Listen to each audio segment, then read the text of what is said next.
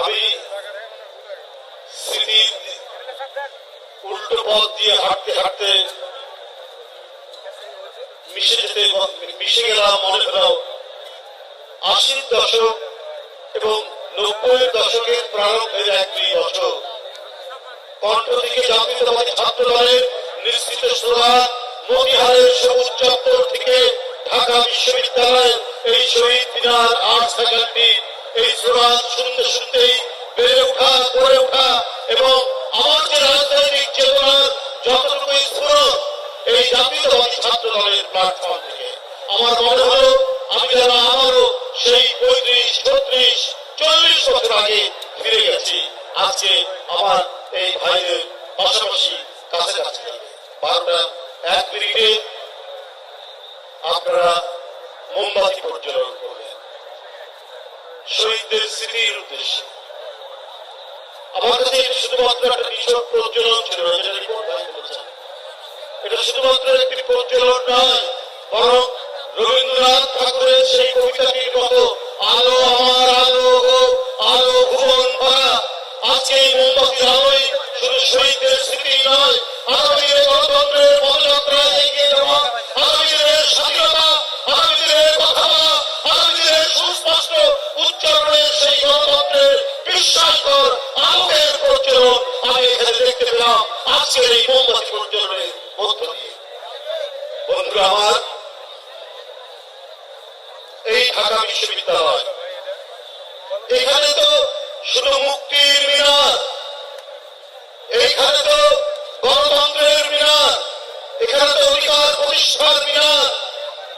আমার অনুমান বলছেন 52 থেকে 90, 90 থেকে 24, কিন্তু মাঝখানের 15 বছর আমার কাছে মনে হয়েছে আমরা যখন আগে নদী পথে নৌকায় করে অনেক দূর যেতাম, সন্ধ্যা হয়ে যেত, মাঝি বলতো ভাই এখানে একটু চুপচাপ থাকুন, সামনে যে গ্রামগুলো দেখছেন এই গ্রাম হচ্ছে ডাকাতদের গ্রাম। আমার বিগত 16 বছর হাসিনা আমল ঢাকা বিশ্ববিদ্যালয় মনে হয়েছিল ডাকাতদের গ্রাম। এখানে মেধাবী ছাত্রের হাতে মারা যায় নিরীহ ছাত্র, এইখানে গাড়ি নিয়ে ঢুকলে পরে কাজ তুলে রাখতে হয়, যদি ছাত্রলীগের কোনো সন্ত্রাসী থাকে তাহলে যদি গাড়ি থেকে নামিয়ে আমাকে অপমান অপদস্থ করে, এইরকম আতঙ্ক সংখ্যার মধ্যে দিয়ে ঢাকা বিশ্ববিদ্যালয় আমরা পার হতাম সেই দিন। আজকে স্বস্তির, আজকে শান্তির সুবাতাস বইছে এই বিশ্ববিদ্যালয়।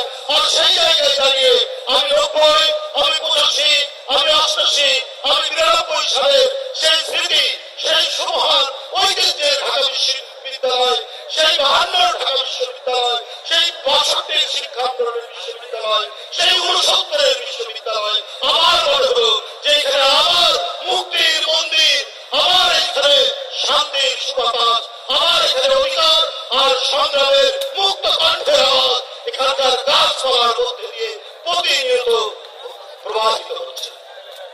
ছাত্র ভাই বোনেরা, শেখ হাসিনা মনে করেছিলেন বাধা দেব আর বাধা দিলেই সব আটকে যাবে, সব কিছু স্তব্ধ হয়ে যাবে। চৈত্রের কুমোর গরমের মতো বাংলাদেশকে বানিয়েছিলেন শেখ হাসিনা। বন্ধুরা আমার, যে আমার পুলিশ, আমার র্যাব, আমার পানি, গরম পানির ট্যাঙ্ক, আমার সরকার সব দিয়ে আমি মানুষের কণ্ঠকে স্তব্ধ করব, ছাত্রদেরকে আমি স্তব্ধ করে দেব। আমি চিলির একজন মহান কবি, তার একটা উদ্ধৃতি দিয়ে বলতে চাই। তিনি বলেছিলেন, পাবলো নেরুদা, নিশ্চয়ই আপনারা সবাই তার নাম জানেন। তিনি বলেছিলেন, if you cut the flower, you cannot stop the spring to come. তুমি ফুল কেটে ফেলতে পারো, কিন্তু বসন্তের আশা তুমি ঠেকাতে পারো না। শেখ হাসিনা, তোমার এত কিছু ছিল, তোমার এত বাহিনী, তারপরে ছাত্রলীগ, যুবলীগ, তারপরেও কিন্তু তুমি গণতন্ত্রের মুক্ত বাতাসে আনার যে সংগ্রাম, সেই সংগ্রামকে তুমি ঠেকাতে পারোনি। ছাত্র জনতার উত্তাল তরঙ্গে তুমি ঠেকাতে পারোনি। যে জুলাইয়ে কিছুক্ষণ আগে আমরা পদার্পণ করলাম, এই জুলাই একটি প্রবাহমান খরস্রোতা আন্দোলনের নদীকে সমুদ্রের মহারায় উপনীত করেছিল।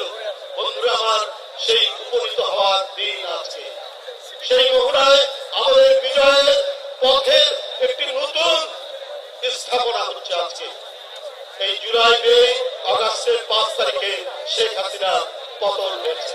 বন্ধুরা আমার, তাই আমাদেরকে যে শহীদ হয়েছে ছাত্র দলের প্রায় শতাধিক, তাই না, 143 জন শহীদ হয়েছে। এর উপরে আরো ছাত্র আবু সাইদ থেকে মুক্ত, ওয়াসিম আকরাম, চট্টগ্রাম, কার কথা বলবো ভাইয়াজ, কার কথা বলবো বন্ধুরা আমার, এই সমস্ত আরো ৮২ শিশুরা তাদের আত্মদান করে গেছে। এরা তো শুধুমাত্র সাময়িক ভাবে স্মৃতির জন্য নয়, ওরা আমাদের প্রত্যেকের মনে, আমাদের মনের আকাশে ধ্রুব তারার মতো ওরা জল জল করবে। আমাদের ধ্রুব তারার মতো তাদেরকে আমাদের মনে রাখতে হবে। আজকে আপনাদের জাতীয়তাবাদী ছাত্র দলের এই যে শহীদ মিনারের আলোক প্রজ্বলনের মধ্যে দিয়ে আমি মনে করি যে আমাদের ৩৬ দিনের বিএনপির যে কর্মসূচি, সেই কর্মসূচির এখানে শুভ সূচনা হলো। আমরা এই প্রজ্বলনের আলোকের পথ ধরে আমরা প্রত্যেকটি কর্মসূচি সফল করব। কারণ আমরা যারা জাতীয়তাবাদী ছিলাম, যারা এই দর্শনে বিশ্বাস করি, তারাই ১৬ বছর কোন আপোষ ছাড়া, কোন ধরনের আত্মনিবেদন ছাড়া স্বৈরাচারের কাছে আমরা নির্দ্বিধায় আন্দোলন সংগ্রাম করে গেছি। আমাদের জনি নেই, আমাদের জাকির নেই, কত অদৃশ্য হয়ে গেছে আমাদের কাছ থেকে, কত গুম খুন হয়েছে এই ছাত্র দলের ছেলেরা শেখ হাসিনার পেটুয়া বাহিনীর শিকারে। তাই বন্ধুরা আমার, গণতন্ত্রকে আমরা বুকে লালন করি।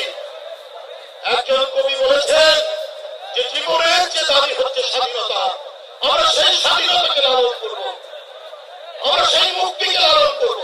আর সেই স্বাধীনতার পতাকা পথ পথ করে উড্ডীন করে রাখবে জাতীয়তাবাদী ছাত্র দলের ছেলেরা। তারা ৯০ যে ভূমিকা পালন করেছে, তারা ৮০ দশকে যে ভূমিকা পালন করেছে, সেই ভূমিকার পথ ধরে তারা ২৪-এও ভূমিকা পালন করেছে। বন্ধুরা আমার, ২৩-এও পালন করেছে। আমি যখন ভোরবেলায় চেষ্টা করতাম একটা মিছিল করার জন্য, তখন একবার শুনছি একদিকে রাজীবের নেতৃত্বে, আরেকদিকে নাসিরের নেতৃত্বে মিছিল হয়ে গেল কিছুক্ষণ আগে। আমি চেষ্টা করছি একটা মিছিল দেওয়ার জন্য, লোক পাই না। তারপরে দেখি ২-১টা করে ছাত্র দলের ছেলেরা আমার কাছে আসে। হঠাৎ আমি দেখি যে ডাক্তার আওয়াল, তারপরে রাজু, এই ধরনের অনেকে আসছে। শুধু তাই নয়, ঢাকা বিশ্ববিদ্যালয়ের ছাত্রীরা, এই যে শিরিন, সুমাইয়া, এদের কথা আমি ভুলতে পারবো না। তারপর জান্নাত, এদের কথা বুঝতে পারবো না। আরো যাদের নাম বলতে পারলাম না, তারা তোমরা ক্ষমা করে দিও। এই বিশ্ববিদ্যালয়ের ছেলেরা, এই ছাত্র দলের ছেলেরা সেদিন এক এক করে এসে আমরা আমাদের মিছিলকে বড় করেছি এবং আমরা যথাসাধ্য আওয়াজ তোলার চেষ্টা করেছি। আমি ধন্যবাদ জানাই তোমাদেরকে, জাতীয়তাবাদী ছাত্র দলকে। তোমাদের মধ্যে দিয়েই আমরা এক বর্ষ পূর্তি হলো এবং আজকে সেই সমস্ত শহীদদেরকে তাদের আত্মদান এবং তাদের দেখানো যে পথ, যে জন্য তারা জীবন দিয়েছে, সেইটা আমাদের এখন বাস্তবায়ন করতে হবে। এই সংগ্রাম আরো কঠিন, এই সংগ্রাম বাস্তবায়ন করতে হলে আরো বাধা আসবে, কিন্তু সেই বাধাকে তোমাদের ফেলে সত্যিকার অর্থে আমরা একটি স্বাধীন গণতন্ত্র এবং গণতন্ত্রের মূল্যবোধ প্রতিষ্ঠা করব, এই বলেই